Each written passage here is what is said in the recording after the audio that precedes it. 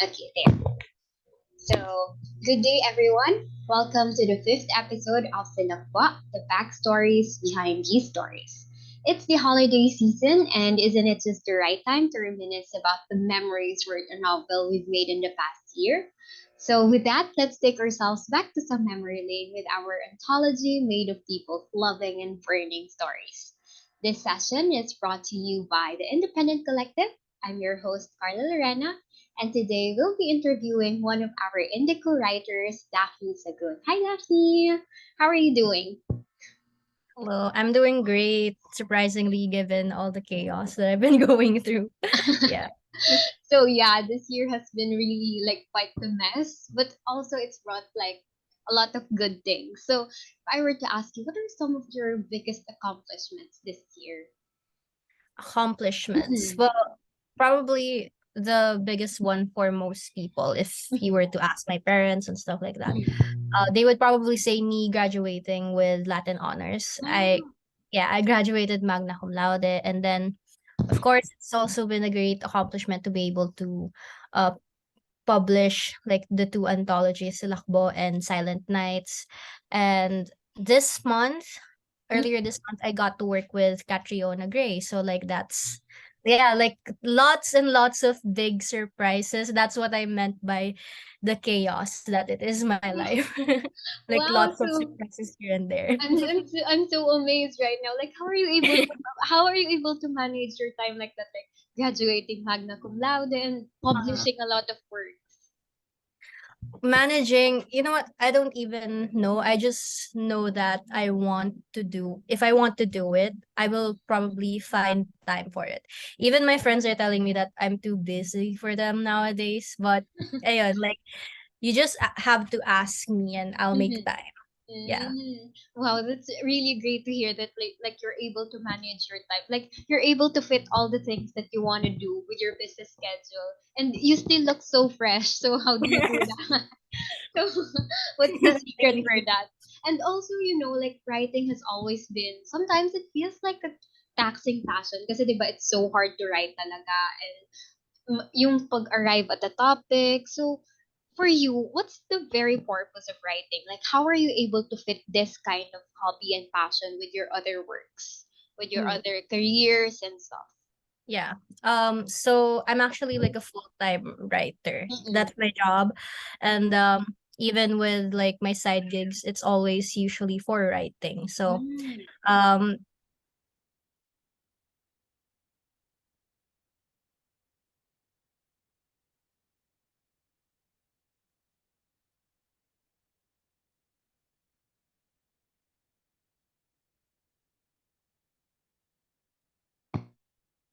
Did I lost connection or anything?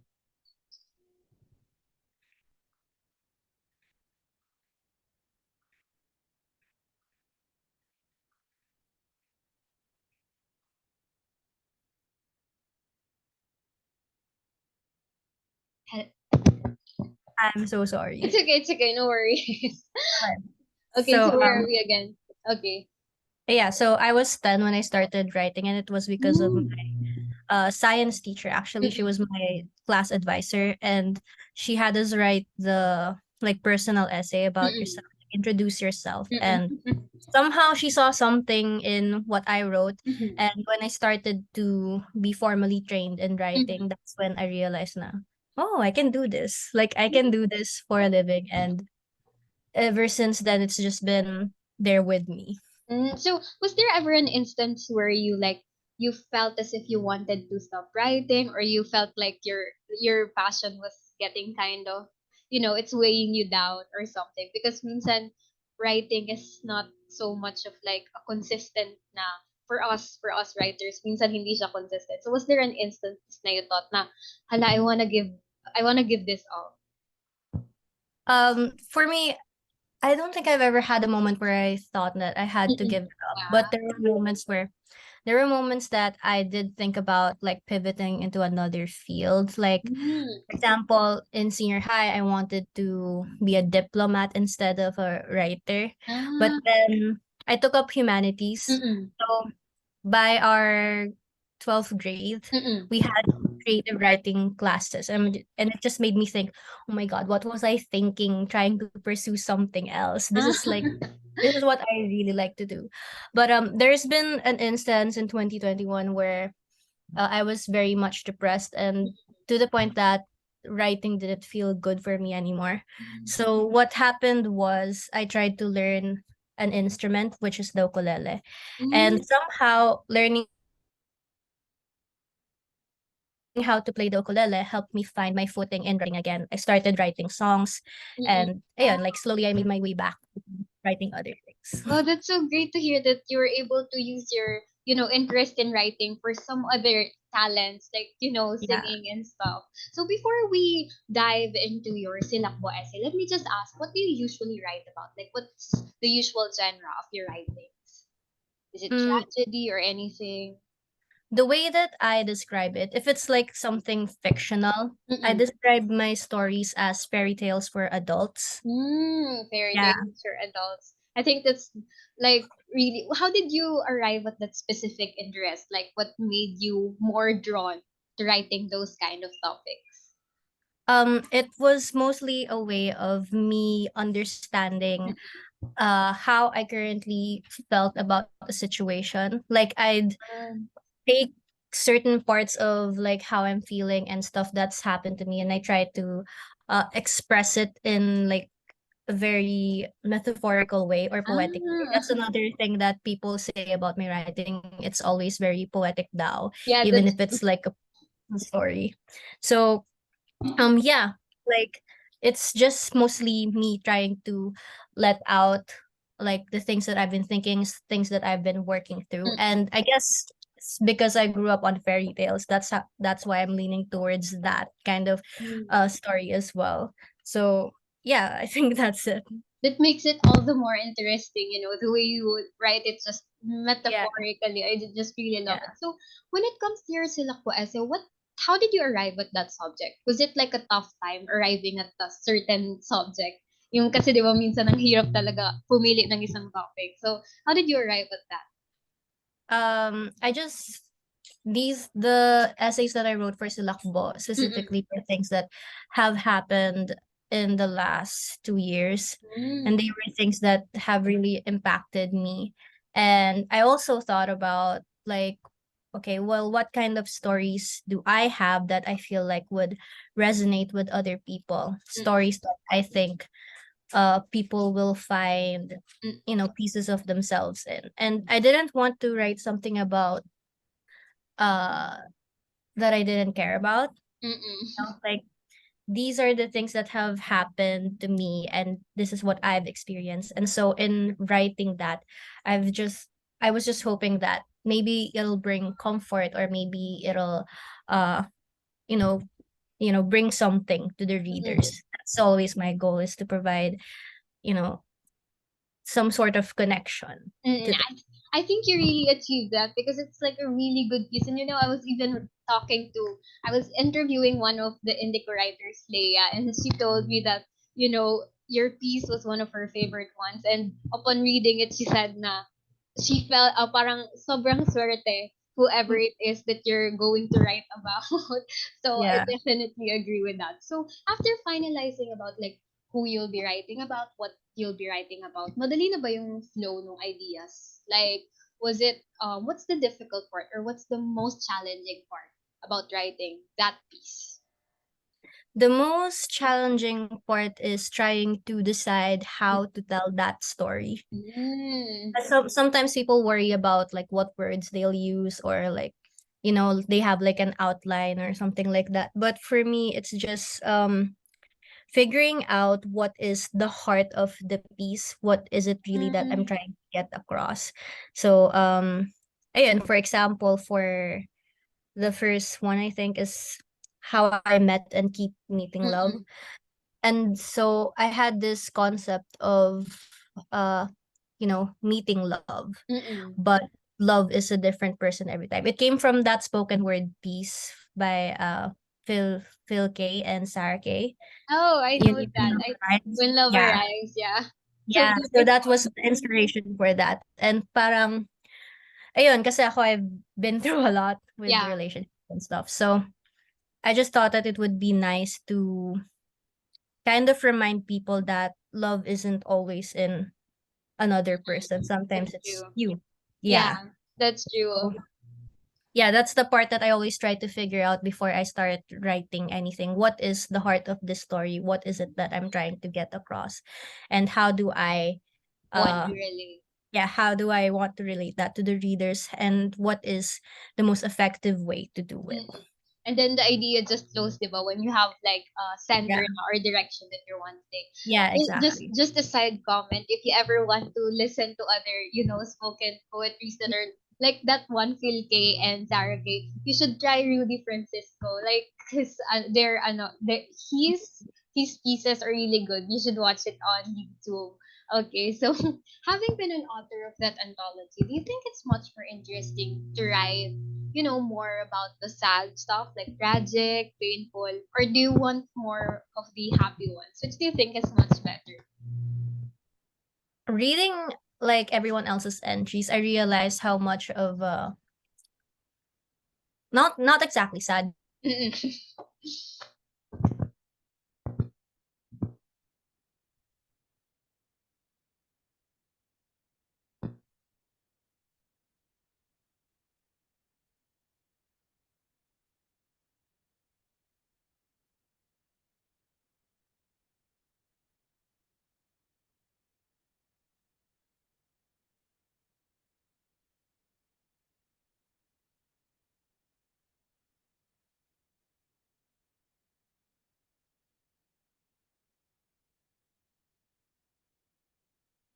I'm sorry that It's just okay, happened. it's okay. No worries. Okay. Oh, what was the question, Alit? So I was asking you if like which do you prefer better, like the tragic or painful ones or the happy ones? Which kind of topic? Um, yeah. So while I was reading the anthology, I realized that mine is, no, like a little bit more sad than ours. Mm-mm. But I like the ones that are very bittersweet because I think that's very much what life is in a Yeah, way. Like, relatable. yeah. So you have your happy moments, but there's still that little thing that kind of uh not weighs it down, pero like reminds you na this is what life is. It's Yeah. real. You know. So That's yeah, I like the bittersweet ones. That's true. And having those bittersweet stories, it emphasizes how much more you need to appreciate the good ones, di ba? Kasi parang Yeah. mas na-emphasize na, oh, I'm very lucky pala to have this experience, gano'n and stuff. So, why do you think people should read our anthology? So personally, what's something that you have learned from it? How is it different from other books?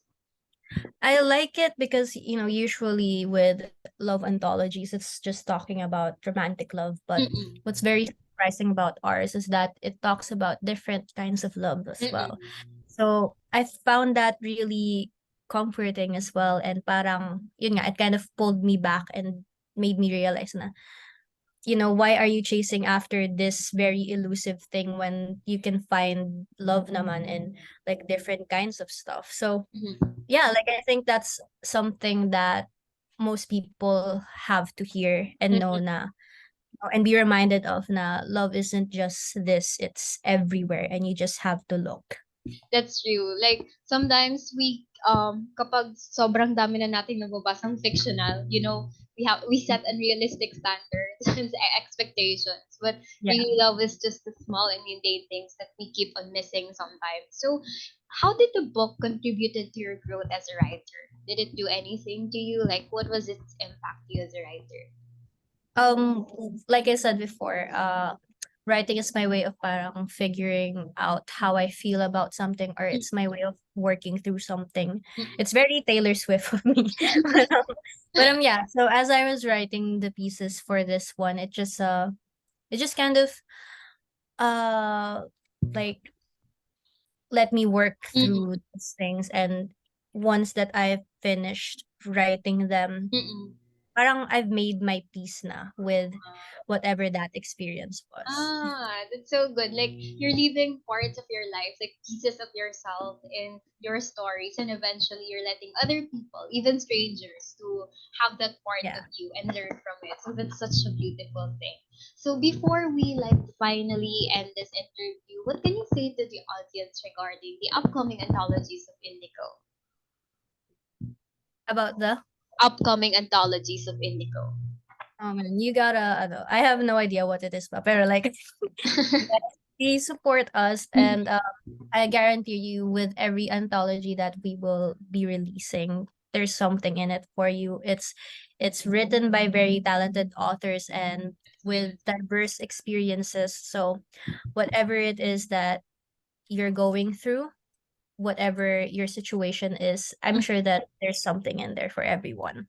Okay, thank you so much, Daphne. Just one last question. Can you give us any tips on, being a writer, being a cum laude, and all those stuff?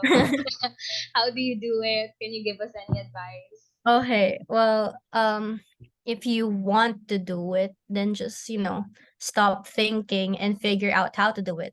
Like I've been in situations before where I'm given these opportunities, but I didn't know if it was possible for me to take them. But I took them anyway and just figured na, you know what, I'll figure it out how to get there. Mm, So yeah, like just if you want it, I don't understand why you won't go for it. And when it comes to writing, it's the same thing. If you have something that you want to write about, just put the words down on the paper. Don't hesitate, don't overthink it. And who cares if it's not good at first? Because that's honestly, true. ang daming drops na ang pangit. But yeah, you just work your way through it, you figure it out. But yeah, like if you want it, go for it. Very very general advice, but That's it's true, but what's working. yeah, that's really true talaga. Just go for the things that you want, just do it with fear or with a thought na, okay, I can't do this, just go with the flow. So that's Yeah, a exactly. really, really beautiful advice. And thank you so much, Daphne, for taking the time to have this interview with me. So that ends our interview, and thank you so much for this beautiful conversation. I'm sure the audience would love your insights and advices. So that's all, and I'm wishing you a happy December and of course, have a great week ahead. Bye. Bye. Thank you.